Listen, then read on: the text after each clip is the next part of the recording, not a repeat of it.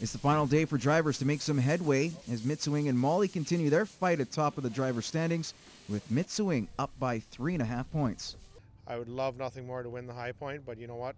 Even more so be in that Final Four on Sunday. It's really enjoyable that me and Chris are battling it out. All year it's been like that. With penalties dropping Bensmiller further from the top four, it started to look like it was going to be a 3-horse race for 2 spots. Todd Baptiste in 3rd place, separated by 4 points, holding off Wayne Knight, while it's even closer between Labakane and Knight. I've never been a half a point out of a position before the no, but I've been in some tight hunts before, so it's going to be interesting. I mean, yeah, I'm a half a point out in the standings, but in the average points, it would put me into 4th. So I don't know. It's all going to come down to who's the quickest tonight, I think.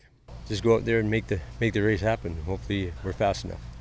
We begin with heat number 8, Labakane needing to make up ground on the 4-barrel.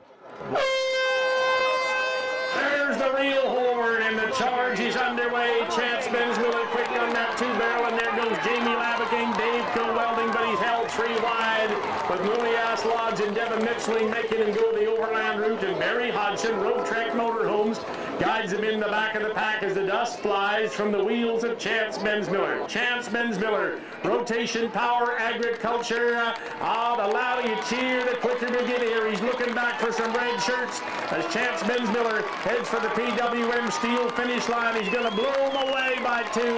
Jamie Labakane, a 2nd place finish, and nose ahead. You know, I did what I needed to do. They started nice. They turned decent. You know, I pulled, followed, ran up the rail, came in close. Just unfortunately, the outrider had a bit of trouble, and that's wagon race. Kind of the way the year's been going. A lot of highs and a lot of lows. A late surge by Labakane gives him a 2nd place finish in heat number 8. Now it's up to the final heat of the night, with Wayne Knight needing a big run. There's the horn, and the charge is a quick one. Outriders load up and mount up, and for the best cast their feet to the figure 8, and it is Chris Molly and Wayne Knight that get out there along the rail to the outside. You'll find Ray Mitswing, and trailing the pack is Todd Baptiste and Shadwin Trucking, and there they go. And they're all hunting down the stove rack of Chris Molly and PWM Steel. The trailer along the rail, Todd Baptiste, Shadwin Trucking looking for overdrive. It is Chris Molly, PWM Steel, headed for the PWM Steel finish line, and it is Wayne Knight, Tim Wilterhalt, and look at this, Wayne Knight is going to get him at the wire by a horse length.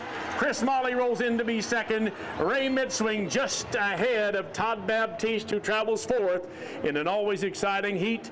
Knight finishes with the fastest time in heat 9, but could penalties be his undoing? A wagon interference penalty and an out-of-lane penalty would add 3 seconds to his time. They started real well, and then we went a little wide on the bottom, so that's right now it's still if.